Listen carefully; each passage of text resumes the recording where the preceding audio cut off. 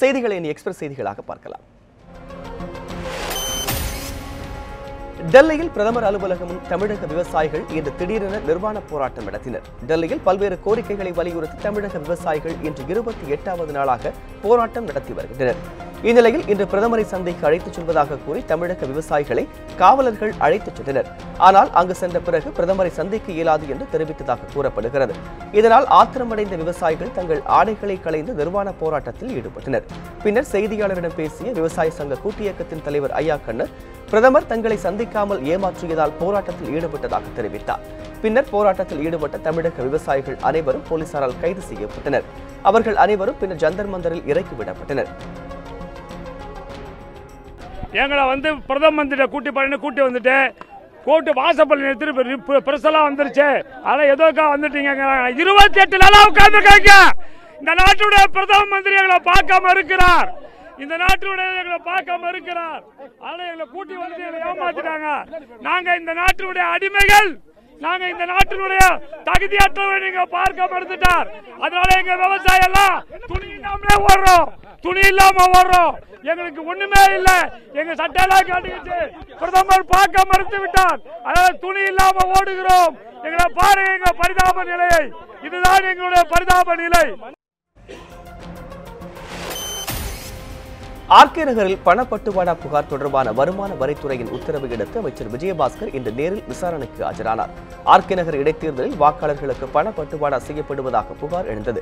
இந்நிலையில் அமைச்சர் விஜயபாஸ்கரின் இல்லம், சமத்துவ மக்கள் கட்சித் தலைவர் சரத்குமாரின் வீடு, முன்னாள் எம்பி சிட்லப்பாக்கம் ராஜேந்திரன் வீடு, டாக்டர் எம்ஜிஆர் மருத்துவக் கல்லூரி துணைவேந்தர் கீதாலட்சுமியின் இல்லம் உள்ளிட்ட பல இடங்களில் வருமான வரித்துறை அதிகாரிகள் சோதனை நடத்தினர்.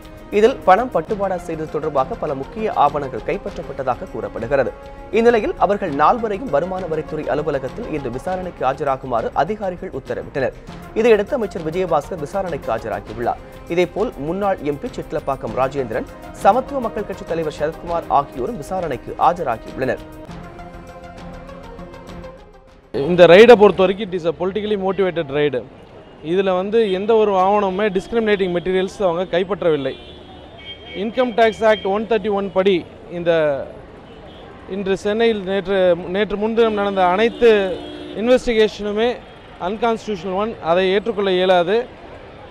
எந்த ஆவணங்களுமே கைப்பற்றப்படாமல் வழக்குக்காக புனைக்கப்பட்டுள்ள ஆவணங்கள், அந்த ஆவணங்கள் எதுவுமே யாருடைய வீட்டிலிருந்தும் கைப்பற்றப்படவில்லை. சர்ச் லிஸ்டில் இருக்கும் ஆவணங்கள் டிவியில் வந்தது மிக கேள்விக்குறியாக இருக்கிறது. அதுபோன்ற ஆவணங்கள் எதுவுமே ஐடி அசசிகளிடமிருந்து கைப்பற்றப்படவில்லை என்பதுதான் எங்களுடைய தரப்பு. வருமான வரித்துறை சோதனையின் போது சிக்கிய பட்டியலில் இடம்பெற்றுள்ள அமைச்சர்கள் மற்றும் முதலமைச்சர் மீது சிபிஐ வழக்கு பதிவு செய்ய வேண்டும் என திமுக செயல் தலைவர் ஸ்டாலின் கோரிக்கை விடுத்துள்ளார். இது தொடர்பாக அவர் வெளியிட்டுள்ள அறிக்கையில் பல்வேறு அதிரடி நடவடிக்கைகளுக்கு மத்தியிலும் அதிமுக அம்மா அணியின் பண விநியோகத்தை தேர்தல் ஆணையத்தால் தடுக்க முடியவில்லை என்பது அதிர்ச்சி அளிப்பதாக தெரிவித்துள்ளார். நேர்மையான தேர்தல் நடத்த வேண்டும் என்ற எண்ணத்தை வரவேற்பதாக தெரிவித்துள்ள ஸ்டாலின், அதிமுக ஆட்சி தொடரும் வரை நிலைமை சீராகும் என்று எதிர்பார்ப்பதில் அர்த்தமில்லை என எண்ணுவதாகவும் கூறியுள்ளார். ஜனநாயக முறைப்படி நியாயமான தேர்தல் நடைபெற வேண்டுமென்றால் இடைத்தேர்தலின் போது பண விநியோகத்திற்கும் தேர்தல் முறைகேடுகளுக்கும் தேர்தலை தள்ளி வைக்க வேண்டிய சூழ்நிலைக்கும் காரணமாக இருந்த அனைத்து போலீஸ் அதிகாரிகள் மற்றும் தேர்தல் அதிகாரிகள் மீது கடும் நடவடிக்கை எடுக்க வேண்டும் என்றும் ஸ்டாலின் வலியுறுத்தியுள்ளார். வருமான வரித்துறை சோதனையின் போது சிக்கிய பட்டியலில் இடம்பெற்றுள்ள அமைச்சர்கள், முதலமைச்சர் ஆகியோர் மீது சிபிஐ வழக்கு பதிவு செய்ய தேர்தல் ஆணையம் நடவடிக்கை எடுக்க வேண்டும் என்றும் ஸ்டாலின் கேட்டுக் கொண்டுள்ளார். தமிழக அரசை கலைக்க நடவடிக்கை எடுக்க வேண்டும் என பாமக நிறுவனர் ராமதாஸ் வேண்டுகோள் விடுத்துள்ளார்.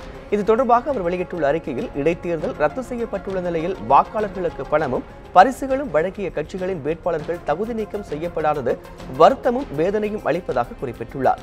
இப்படி ஒரு நிலைமையை ஏற்படுத்தியதற்காக அதிமுகவின் இரு அணிகள் மற்றும் திமுக தலைவர்கள் வெட்கி தலைகுனிய வேண்டும் என்றும், தமிழகத்தில் ஜனநாயகத்தை துடிக்க துடிக்க படுகொலை செய்தபடி இந்த கட்சிகளையே சாரும் என்றும் ராமதாஸ் குறிப்பிட்டுள்ளார்.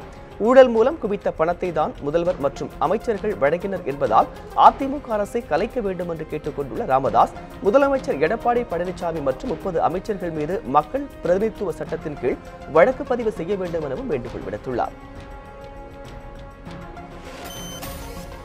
ஆர்கே நகர் இடைத்தேர்தலை தேர்தல் ஆணையம் ரத்து செய்துள்ளதற்கு மத்திய அமைச்சர் வெங்கையா நாயுடு வரவேற்பு தெரிவித்துள்ளார். இதுகுறித்து செய்தியாளரிடம் பேசிய அவர், கருப்பு பணத்திற்கு எதிராக மத்திய அரசு கடும் நடவடிக்கை எடுத்து வருவதாகவும், எனினும் கோடிக்கணக்கான பணத்தை அரசியல் கட்சிகள் விநியோகித்து வருவதாகவும் குற்றம் சாட்டினார். கருப்பு பணத்தை பதுக்கி வைத்திருப்பவர்களை வருமான வரித்துறையினர் கையும் களவுமாக பிடித்துள்ளதற்கு வெங்கையா நாயுடு பாராட்டு தெரிவித்துள்ளார். இந்த நடவடிக்கைக்கு காங்கிரஸ் கட்சியினர் பாராட்டு தெரிவிக்க வேண்டும் எனவும் அவர் குறிப்பிட்டுள்ளார். ஆர்கே நகர் தேர்தல் ரத்து செய்யப்பட்டது தேர்தல் ஆணையத்தின் மிகப்பெரிய தோல்வி என மார்க்சிஸ்ட் கம்யூனிஸ்ட் கட்சியின் மாநில செயலாளர் ஜி ராமகிருஷ்ணன் தெரிவித்துள்ளார்.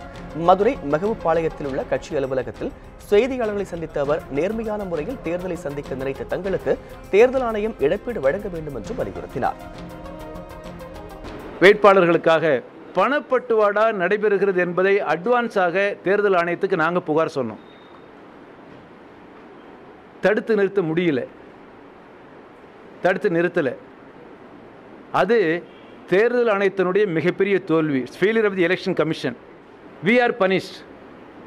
நாங்கள் மார்க்சிஸ்ட் கம்யூனிஸ்ட் கட்சி தேர்தலில் போட்டியிட்டு கொள்கையை சொல்லி மக்கள் தேர்தல் பிரச்சாரம் செஞ்சோம். பல லட்சம் ரூபாய் செலவு பண்ணியிருக்கிறோம்.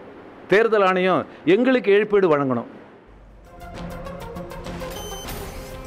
ஆர்கே நகர் இடைத்தேர்தல் தள்ளி போனதற்கு ஆளும் கட்சியும் எதிர்க்கட்சியுமே காரணம் என தமிழ் மாநில காங்கிரஸ் கட்சி தலைவர் ஜி கே வாசன் குற்றம் சாட்டியுள்ளார். சென்னையில் இன்று செய்தியாளர்கள் சந்தித்த வாசன், இடைத்தேர்தலில் பணம் விநியோகித்தவர்கள் மீது கடும் நடவடிக்கை எடுக்க வேண்டும் என்று வலியுறுத்தினார். மேலும் தற்போதைய நிகழ்வுகள் தமிழகத்திற்கு தலைக்குனிவை ஏற்படுத்தியுள்ளதாகவும், தற்போதைய அரசு தேவையா என மக்கள் மத்தியில் கேள்வி எழுந்துள்ளதாகவும் தெரிவித்தார்.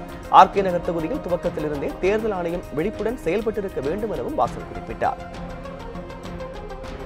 தமாக கூட்டணி வேட்பாளரை வெற்றி பெற தயாரான நிலையிலே இருந்தார்கள். ஆனால் இன்று தேர்தல் தள்ளிப்போகக்கூடிய சூழலை ஏற்படுத்தியது ஆளும் கட்சியும் எதிர்கட்சியுமே. கைப்பற்றப்பட்ட ஆதாரங்களின் அடிப்படையில் பணப்பட்டுவாடா செய்தவர்களை தகுதி நீக்கம் செய்யாமல் மீண்டும் தேர்தல் நடத்துவது அர்த்தமற்றது என ஆர்கே நகர் தொகுதியில் நாம் தமிழர் கட்சி வேட்பாளர் கலைக்கோட்டுதயம் தெரிவித்துள்ளார். திருவொற்றியூரில் நியூஸ் 7 தமிழுக்கு பிரத்யேக பேட்டியளித்தவர் இவ்வாறு கூறினார். பணப்பட்டுவாடா செய்தவர்களை அதற்கான ஆதாரங்களை எல்லாம் இந்த தேர்தல் ஆணையம் எடுத்திருக்கிறது. அதை வைத்து தான் ரத்து செய்திருக்கிறார்கள். அதற்கு நடவடிக்கை எடுக்காமல் மீண்டும் தேர்தலை வைத்து இதே மாதிரி பணப்பட்டுவாடா செய்தால் இந்த தேர்தலை ரத்து செய்வதற்கு இது ஒரு அர்த்தம் இல்லாமல் போய்விடும். புதிதாக வெளிவரும் திரைப்படங்கள் குறித்து உடனடியாக விமர்சனம் செய்வதை தவிர்க்குமாறு நடிகர் ரஜினிகாந்த் வலியுறுத்தியுள்ளார். நடிகர் பிரபுவின் மகன் விக்ரம் நடிக்கும் நெருப்பிடா திரைப்படத்தின் இசை வெளியீட்டு விழா சென்னையில் இன்று நடைபெற்றது. இதில் நடிகர் ரஜினிகாந்த், நடிகர் சங்க பொதுச் செயலாளர் விஷால் உள்ளிட்டோர் பங்கேற்றனர். விழாவில் பேசிய நடிகர் ரஜினிகாந்த், புதிதாக வெளிவரும் திரைப்படங்களின் விமர்சனங்களை உடனடியாக வெளியிடாமல் ஒரு சில நாட்கள் கழித்து வெளியிட்டால் திரைத்துறைக்கு ஆரோக்கியமானதாக இருக்கும் என தெரிவித்தார். படம் எடுக்கிறது எங்களுடைய அது பொறுப்பு, நம்ம கடமை, நம்மளோட வேலை. அது நீங்கள் விமர்சிக்கிறது அது உங்களுடைய வேலை. பட் அது விமர்சனம் செய்கிறது கூட அது எப்படி செய்யணுங்கிறது ஒரு வே ஆஃப் கம்யூனிகேஷன் டிஃபர்ஸ். நீ வீட்டுக்கு சாப்பாடு கூப்பிட்டு சாப்பிடுங்க, நல்லா சாப்பிடுங்க சொல்கிறது வேறு, சாப்பிடு நல்லா சாப்பிடு அப்படின்னு சொல்கிறது ஒரே விஷயம் தான். பட் அதில் எவ்வளோ வித்தியாசம் இருக்கு பாருங்க. திருவனந்தபுரத்தில் ஓய்வு பெற்ற பேராசிரியர் மற்றும் மனைவி உட்பட 4 பேரை துண்டு துண்டாக வெட்டி எரித்துக் கொண்ட பேராசிரியரின் மகனை காவல்துறையினர் தேடி வருகின்றனர். கன்னியாகுமரி மாவட்டம் மார்த்தாண்டம் நேசமணி நினைவு கிறிஸ்தவ கல்லூரி பேராசிரியராக பணியாற்றி ஓய்வு பெற்றவர் ராஜதங்கம். இவர் தற்போது கேரள மாநிலம் திருவனந்தபுரம் நன்னங்கோடு பகுதியில் தனது குடும்பத்தாருடன் வசித்து வந்தார். இந்நிலையில் அவரது வீட்டிலிருந்து பேராசிரியரின் மகன் கேடல் ஜீசன் ராஜ் ரத்தக்கரை படிந்த துணியுடன் வீட்டில் இருந்து தப்பி ஓடுவதை அக்கம் பக்கத்தினர் பார்த்துள்ளனர். சந்தேகமடைந்து அவர்கள் வீட்டிற்கு சென்று பார்த்தபோது பேராசிரியர் உட்பட 4 பேர் துண்டு துண்டாக வெட்டப்பட்டு எரியூட்டப்பட்டதை கண்டு அதிர்ச்சியடைந்தனர். இதுகுறித்து காவல்துறையினர் வழக்கு பதிவு செய்து தப்பி ஓடிய பேராசிரியர் மகனை தேடி வருகின்றனர். நிலுவையில் உள்ள ஊதியத்தை வழங்க வலியுறுத்தி தருமபுரி அரசு மருத்துவக் கல்லூரி மருத்துவமனை செவிலியர்கள் உள்ளிருப்பு போராட்டத்தில் ஈடுபட்டனர். தருமபுரி மாவட்டத்தில் உள்ள அரசு மருத்துவமனைகளில் 350க்கும் மேற்பட்ட செவிலியர்கள் பணியாற்றி வருகின்றனர். அவர்களில் மருத்துவக் கல்லூரி மருத்துவமனையில் பணியாற்றும் செவிலியர்களுக்கு கடந்த 10 மாதங்களாக சம்பளம் வழங்கப்படவில்லை என கூறப்படுகிறது. இதையடுத்து அவர்கள் இன்று உள்ளிருப்பு போராட்டம் நடத்தினர். பின்னர் அவர்களுடன் மருத்துவர்களிடத்தை பேச்சுவார்த்தை எடுத்து போராட்டம் கைவிடப்பட்டது. இந்நிலையில் சம்பள நிலுவையை வழங்கவில்லை என்றால் தொடர் போராட்டம் நடத்துவோம் என அவர்கள் கூறினர். கும்பகோணம் சண்முகம் தெருவில் திறக்கப்பட்ட அரசு மதுபான கடையை மூடக்கோரி பெரிய கடை வீதியில் வணிகர்கள் கடையடைப்பு போராட்டத்தில் ஈடுபட்டனர்.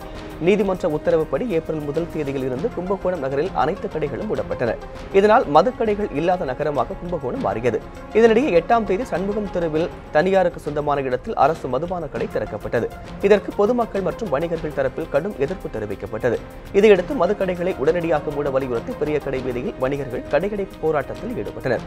மதுபான கடையை உடனடியாக மூடாவிட்டால் போராட்டம் தொடரும் எனவும் அவர்கள் எச்சரித்தனர்.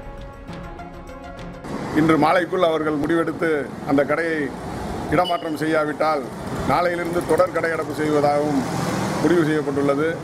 இந்த இடமானது பல நூற்றாண்டுகளாக மக்கள் அதிகமாக புழங்கும் மளிகை வர்த்தகத்துள்ளது. ஆண்களும் பெண்களும் பல ஆயிரக்கணக்கில் டெய்லி தினமும் வந்து பொருட்களை வாங்கி செல்வார்கள்.